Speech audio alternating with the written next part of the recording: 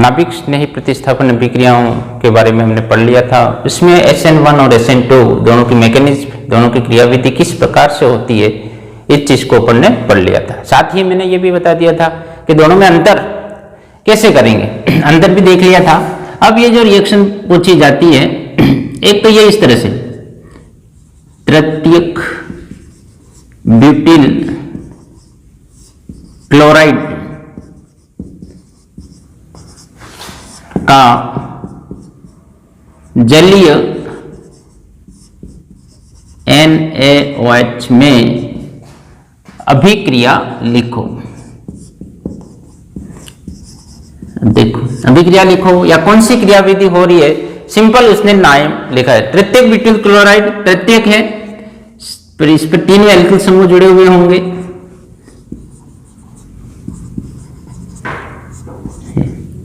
Plus NaOH। ये ऐसा भी दे सकता है कि अभिक्रिया की पहचान कर कौन सी मैकेनिज्म हो रही है उसकी क्रियाविधि लिखिए। SN1 हो रही है, SN2 हो रही है, वो भी दे सकता है। साथ ही ये ऐसे भी दे सकता है, ये ओपन करके ना देखकर CH3 कोष्टक कर दिया, कोष्टक में 3 हो गया, CCl, ये और ये सेम हो गया, प्लस NaOH। NaOH की जगह कोई भी क्षार KOH भी दे सकते हैं ये।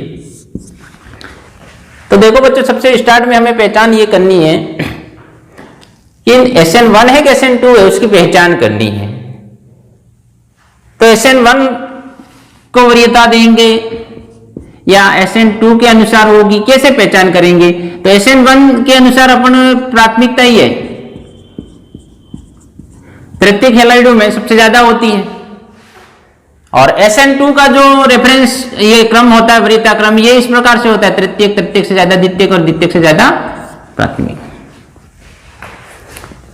तो यहां इस अनुसार ये तो कार्बन के ऊपर, जिस कार्बन पर हेलोजन जुड़ा हुआ है उस कार्बन पर तीनों एल्किल समूह जुड़े हुए हैं, ये तो तृतीयक प्रकार का है। तो नियमानुसार तृतीयक है, तो ये मैकेनिज्म SN1 के अनुसार होगी। SN1 तो पहले पद में, ये मैं मैकेनिज्म पूरी नहीं बता रहा हूं अब, तो इसमें कार्बोकेटायन बन जाएगा पहले पद में इस तरह से। ये जो कार्बोकेटायन बनेगा वो द्वितीय पद,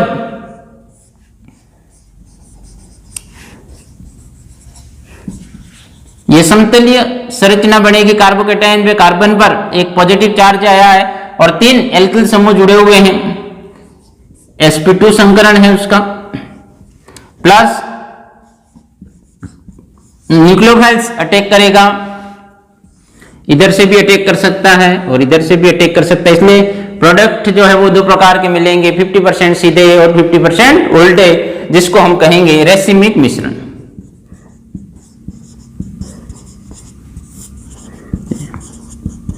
हमें मैकेनिज्म आ रही है, सब आ रहा है, लेकिन ये इस तरह से दे दिया, तब हम थोड़े से कंफ्यूज हो जाते हैं। क्यों? क्योंकि उसने तो सीधा दिया, क्या करना है, कौन सी क्रियाविधि है, कुछ नहीं पता है। ये कि क्रियाविधि की पहचान कर उसकी मैकेनिज्म लिखिए, कौन सी क्रिया हो रही है। तो यहाँ पे हमने देखा पहले कि हम कैसे गए, जस्टिफाई कैसे किया। तो यहाँ पे हमने देखा कि तृतीयक प्रकार का है, तो तृतीयक प्रकार का सबसे ज्यादा कौन सी अभिक्रिया दर्शाता है? SN1। इसके अनुसार इसको सॉल्व करना है। अब हम आगे देखें उसके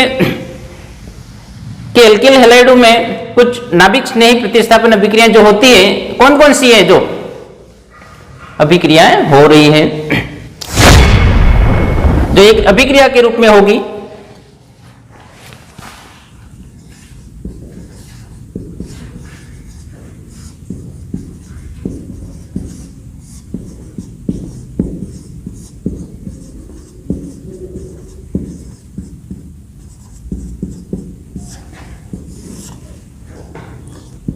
CH3 CH2 Cl 1 क्लोरोएथेन या एथिल क्लोराइड, इसकी अभिक्रिया KCN पोटेशियम साइनाइड के साथ करवाएं तो ये Cn जो है वो न्यूक्लियोफाइल्स बनेगा उसमें, K plus and Cn minus. Number 1, ये KCN है उसकी प्रकृति आयनिक है, आयनिक का मतलब ये है कि के सी और ये एन जो जुड़ा हुआ है, ये बॉन्ड ब्रेकिंग होकर एक धनायन और एक ये ऋणायन बहुत ही जल्दी बना लेता है। आयनिक का मतलब ये आयन बनाने की प्रवृत्ति फास्ट होगी। तो यहां पर जो ये न्यूक्लियोफाइल्स बन रहा है, KCN की प्रकृति आयनिक होने के कारण जो न्यूक्लियोफाइल CN माइनस साइनाइड जो बन रहा है वो तेजी से बनेगा, एक प्रबल क्षार के रूप में, प्रबल न्यूक्लियोफाइल्स के रूप में ये अटैक करेगा और Cl का रिप्लेसमेंट कर लेगा और CH3 CH2 CN प्लस बन जाएगा KCl। ठीक है, ये रिप्लेसमेंट हो गया। और जिस कार्बन पर हेलोजन जुड़ा हुआ है उस कार्बन पर 2 हाइड्रोजन और 1 एल्किल समूह जुड़े हुए हैं, अर्थात ये प्राथमिक एल्किल हैलाइड है। तो नियमानुसार ये मैकेनिज्म जो हो रही है SN2 हो रही। अपने तो सिर्फ उदाहरण देना था। एक दूसरा उदाहरण उसी का हम ये भी दे सकते हैं, CH3Cl plus KCN, CH3Cn plus KCl, methyl cyanide ethyl cyanide बना।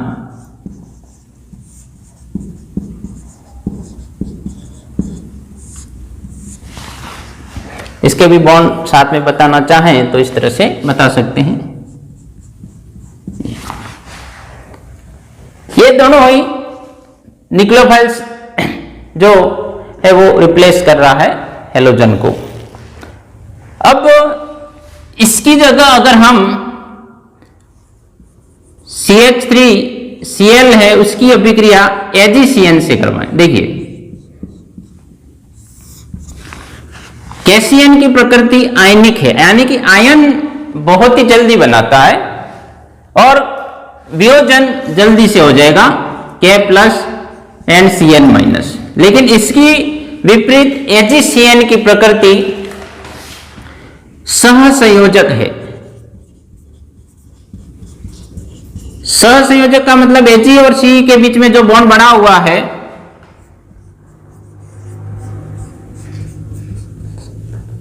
वो सहसंयोजक बंध है, कोवेलेंट बॉन्ड है। तो अभिक्रिया के दौरान, रिएक्शन के दौरान Ag और Cn का वियोजन ये सहसंयोजक होने के कारण जल्दी नहीं होता है। यह आयनिक था तो इसका वियोजन बहुत तेजी से हो रहा था, इसका वियोजन जल्दी से नहीं होगा। तो ये Cn न्यूक्लियोफाइल्स जल्दी न बनने के कारण जो यहां पे C सीधा अटैक कर रहा था, Cn माइनस बन के C डायरेक्ट बॉन्ड बना रहा था। अब यहां पर क्या होगा, अभिक्रिया तो होगी, CH3Cl Ag, इस तरह से मैं बता दूं C। अब जो C बॉन्ड जल्दी या टूट के C अलग होना चाहिए था वो नहीं होता है, तो होता क्या है कि C अटैक ना करके N उससे जुड़ जाता है और बॉन्ड धीरे धीरे फिर अलग होता है। तो ये सहसंयोजक प्रवृत्ति AgCN की होने के कारण CH3NC, ये जो मेथिल साइनाइड यहां बन रहा था उसकी जगह जब हम इसकी अभिक्रिया AgCN से करवाएंगे, सिल्वर साइनाइड से करवाएंगे, तो AgCN की प्रकृति सहसंयोजक होने के कारण Cn जो न्यूक्लियोफाइल्स नाभिक नहीं जल्दी बनना चाहिए था वो ना भी बनता है। नहीं बनने के कारण जो C यहां पर अटैक करता है उसकी जगह N उल्टा जुड़ जाता है, CH3NC, मेथिल आइसोसाइनाइड।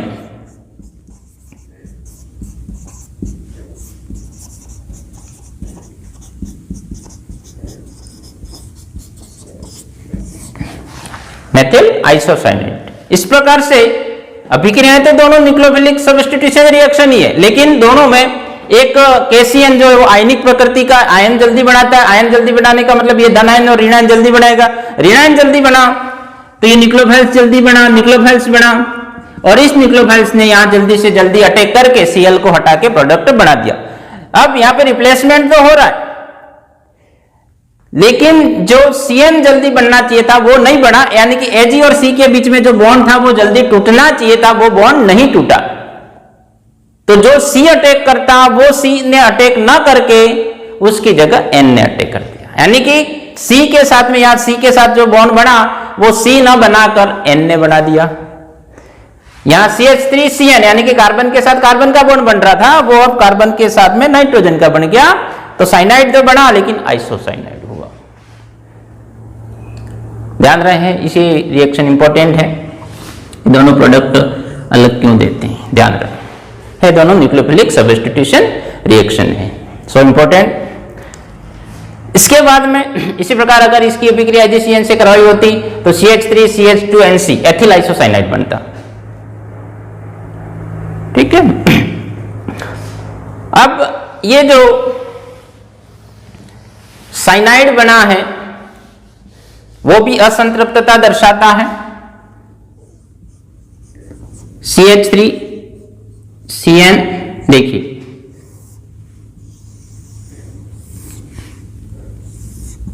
इसकी अभिक्रिया SN यानी कि 3 HCl प्लस H2O की प्रेजेंस में कराएं। देखिए, यानी कि अपचयन होगा यहां पे, यही अभिक्रिया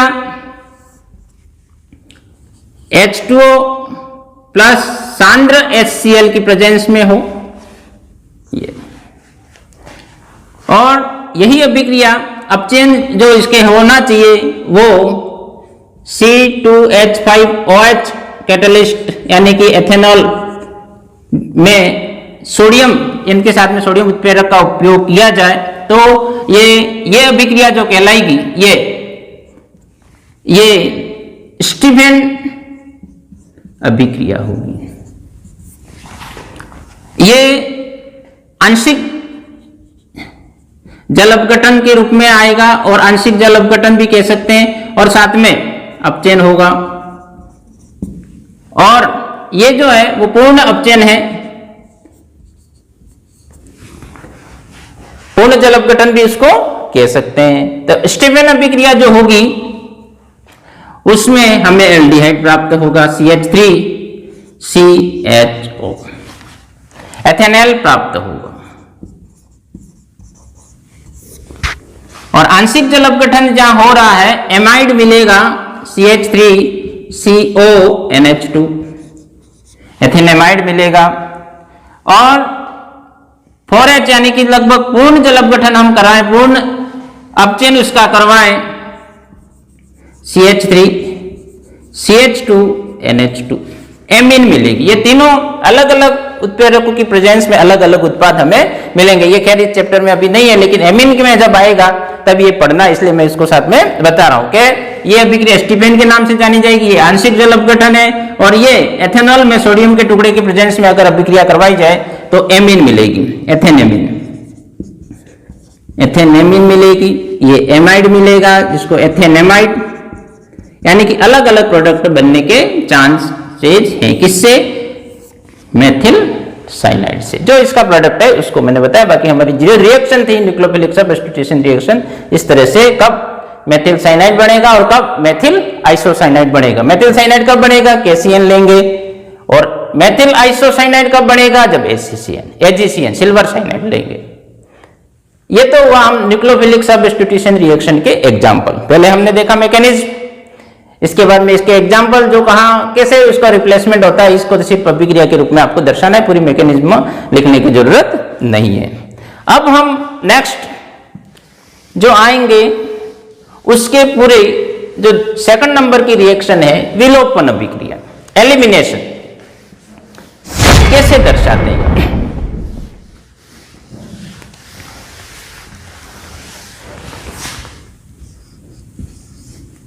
विलोपन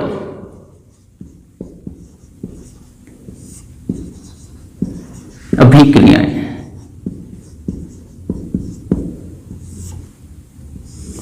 देखो विलोपन बताने से पहले मैं आपको बता दूं कि एलिमिनेशन का मतलब है कि हैलोजन जो है CH3 CH2Cl है। एलिमिनेशन में जिस प्रकार से अगर एल्कोहल है, ये भी हमने पहले पढ़ा है, ये अब यहां से इस कार्बन से Cl निकल जाए और इससे H निकल जाए तो ये तो निकलता है HCl। देखो यहां से Cl और इस कार्बन से H और एथिन बनती है प्लस H2O।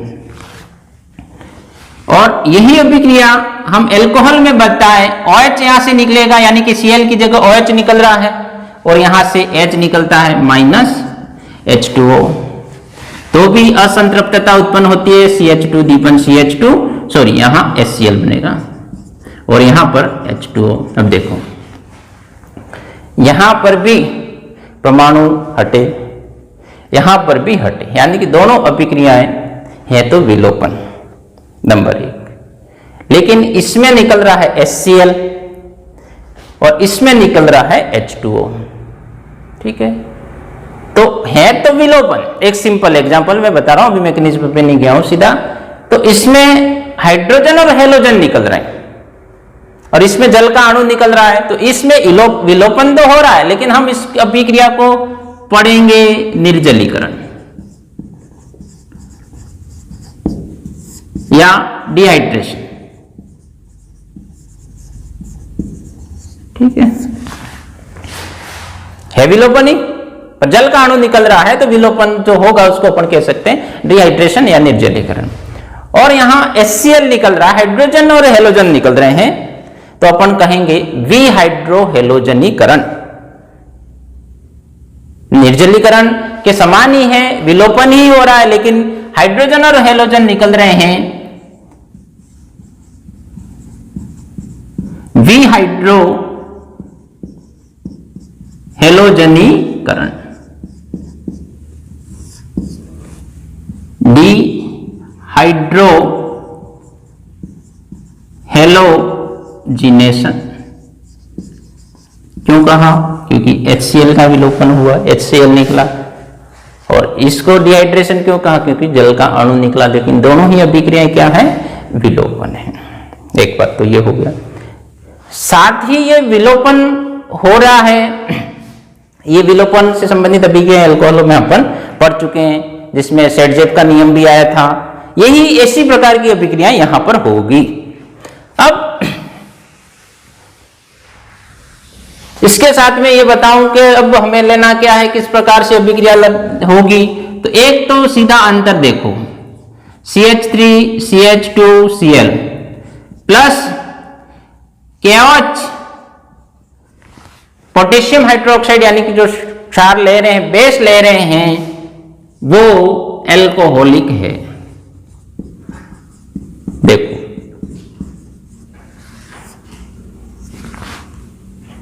यानी कि KOH को किसमें मिलाकर घोला गया है? विलायक क्या है? एल्कोहल है। नंबर 1 एल्कोहलिक KOH, ठीक है। एल्कोहलिक KOH लेंगे तो यहां से Cl और यहां से H निकलेगा, या मैं इसको इस तरह से बता दूं,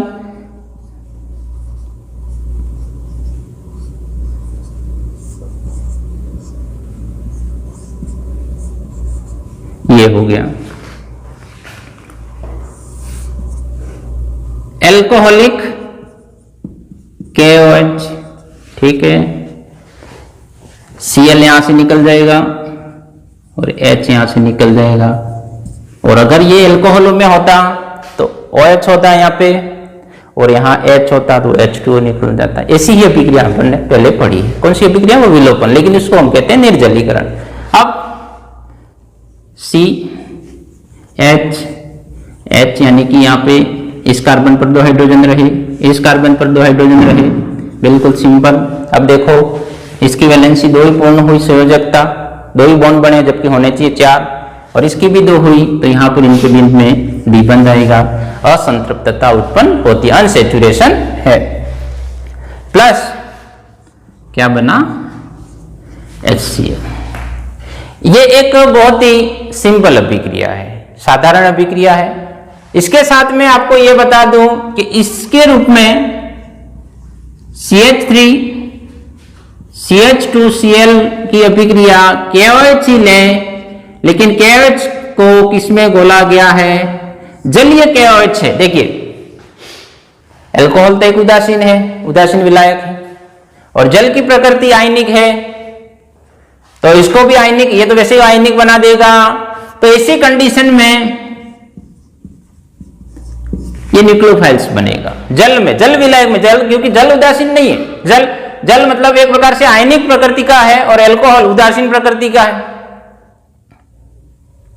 तो ऐसी स्थिति में यहां K+ और OH- बनेंगे, यानी कि अब देखो, और यहां पर ये अल्कोहल की प्रकृति उदासीन है अल्कोहल, तो ये OH- आयन नहीं बनने देता है, इसलिए विलोपन हो रहा है। लेकिन यहां पे क्या बन गया? न्यूक्लियोफाइल्स बन गया। न्यूक्लियोफाइल्स बनते ही यहां नाभिक स्नेही प्रतिस्थापन अभिक्रियाएं होगी, ध्यान रहे।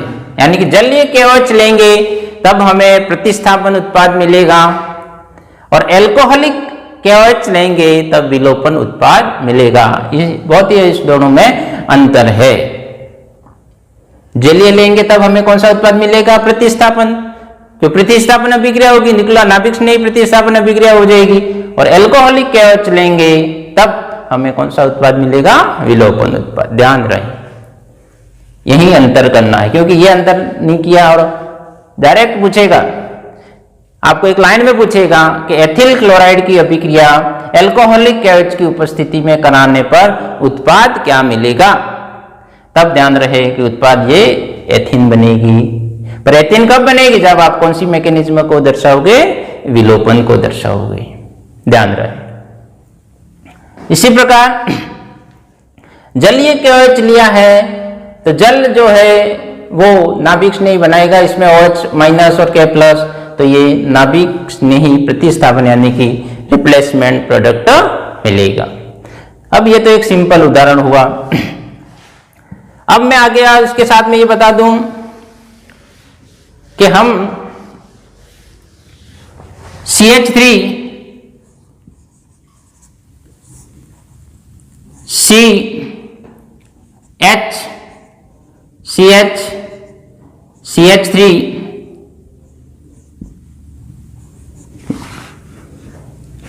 CH3 CH2 CH Cl और CH3 क्या है? 1 2 3 और ये 4, 2 क्लोरो ब्यूटेन है। अब देखिए ये Cl दोनों तरफ चांसेस हैं। HCl, एक H यहां से निकल जाए और एक Cl यहां से निकल जाए तो भी HCl निकल सकता है, और यहां से एक हाइड्रोजन और एक Cl निकल जाए तो भी HCl निकल के असंतृप्तता उत्पन्न हो सकती है। एल्कोहलिक KOH हमने लिया। अब ये रूल्स एल्कोहलों में अपन ने पढ़ा था, सेट का नियम। जब विलोपन की अभिक्रिया होती है और असंतृप्तता उत्पन्न होती है, उस दौरान ऐसी एल्किन का निर्माण होगा जो अधिक से अधिक प्रतिस्थापी युक्त हो। अधिक से अधिक प्रतिस्थापी युक्त एल्किन बननी चाहिए। वो कौन सा नियम कह रहा था? सेट का नियम। तो नियमानुसार यहां पर देखिए, इधर से भी निकल सकता है और इधर भी निकल सकता है। एक प्रोडक्ट ये बनेगा CH3 CH, यानी कि H यहां से निकला और Cl यहां से निकला, CH3, यानी कि 1 2 3 4 ब्यूट। इधर नंबर 2 बराबर है, सम्मित ब्यूट 1 2 3 4 ब्यूट 2 इन। और अगर यहां से हाइड्रोजन निकले CH3 CH2 CH D1 CH2, और ये बड़ा यहां से नंबरिंग होगी क्योंकि D1 इधर है, 1 2 3 4 ब्यूट 1 इन, 2 बनी। इसको हम ऐसे लिख सकते हैं CH3 CH D1 CH और ये CH3। इसको हम लिख सकते हैं द्विबंध के सापेक्ष सी एच एच CH2 और ये CH3, इस तरह से। अब देखो द्विबंध के सापेक्ष अधिक से अधिक प्रतिस्थापी, मतलब इस द्विबंध के सापेक्ष एक एल्किल समूह इधर दिख रहा है, एक इधर दिख रहा है, और इसमें सिर्फ एक ही दिख रहा है। तो अधिक शाखित या प्रतिस्थापी वाली एल्किन कौन सी हुई? अधिक प्रतिस्थापी या शाखित? शाखित का मतलब ब्रांचेज जो बता रहा है, तो ब्रांचेज वाला तो ये हुआ। तो सेटजेब का नियम ये कहता है कि विलोपन के दौरान ऐसी एल्किन अधिक से अधिक मात्रा में बनेगी या असंतृप्तता उत्पन्न होगी जो अधिक से अधिक प्रतिस्थापी युक्त हो या शाखित हो। तो ब्यूट 2 इन ब्रांचेस है, शाखित है, और ये शाखित तो है लेकिन इससे कम है, तो ये अधिक मात्रा में बनेगी, ये 81% बनेगी और ये 19% बनेगी। ये इंपॉर्टेंट है। ये मैंने अल्कोहल में भी सेम उदाहरण है, अल्कोहल में यहाँ पे OH लगा हुआ होगा तो H2O निकल जाएगा, वो सांद्र H2SO4 की प्रेजेंस में होती है, प्रोडक्ट वही बनेगा, वही सेटजेब नियम लगेगा। ध्यान रहे, ये इंपॉर्टेंट है। क्यों? क्योंकि यहां पर एक प्रोडक्ट की संभावना नहीं है, देयर आर 2 पॉसिबिलिटीज, 2 संभावनाएं। क्यों? क्योंकि एक बार तो इधर से भी निकलने के चांसेस हैं और एक बार इधर से भी निकलने के चांसेस हैं। क्यों? क्योंकि 2 प्रोडक्ट बनेंगे, 2 तरह के असंतृप्तता उत्पन्न हो सकती है। इसलिए सेटजेब का नियम के अनुसार असंतृप्तता जब उत्पन्न होगी तब अधिक प्रतिस्थापी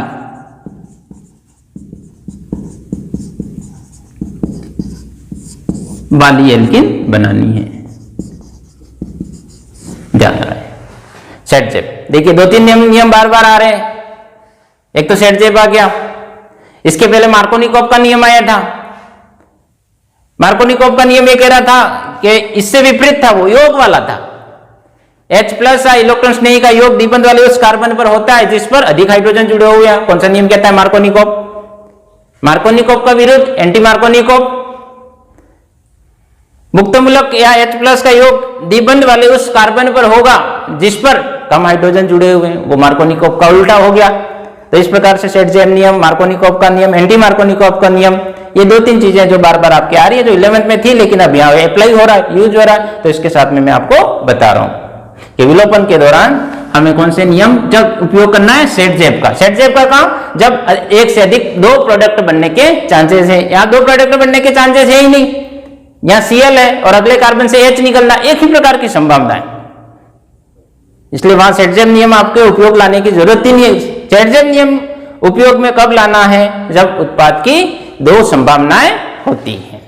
ध्यान रहे।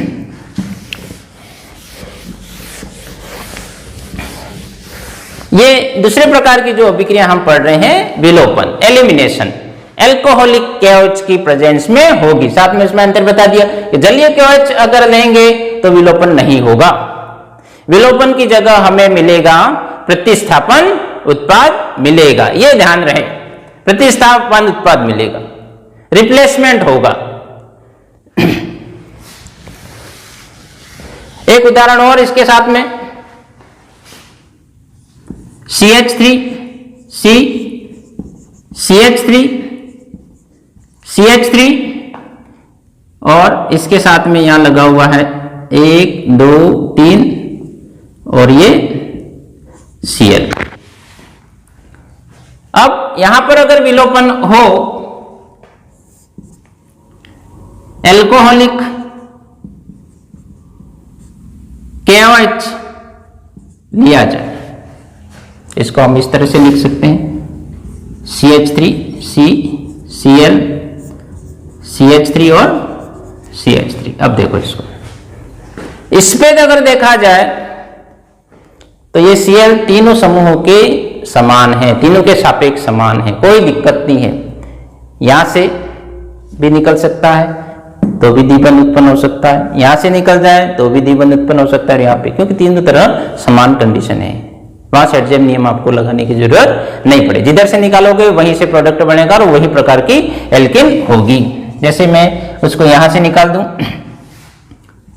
CH3 C, ये CH3 द्विबंध, ये CH2 हो जाएगा। और अगर यहां से निकालते, उधर से निकालते तो CH2 D1 C, इधर हो जाता है ये CH3 और ये समूह जो है वो CH3 यहां हो जाता है। अब देखो इधर से निकाला, इधर से निकाला, नंबरिंग हमें यही करनी थी 1 2 3, D1 को न्यूनतम नंबर देना था 1 2 3, 2 मेथिल प्रोप 1 इन, और ये भी क्या होता 1 2 2 मेथिल प्रोप 1 इन। तीनों तरफ से देखें प्रोडक्ट समान बनेगा, यानी कि एक ही प्रकार की एल्कीन बनेगी, यहां अपन को शेरज़न नियम का उपयोग करने की जरूरत नहीं होगी। इस तरह से हम देखें कि यह भी विलोपन की अभिक्रिया का उदाहरण है। अब हम, ये तो हुआ विलोपन एलिमिनेशन, किसमें, एल्किल हैलाइडों में। विलोपन किसकी प्रेजेंस में कराएंगे, एल्कोहलिक KOH।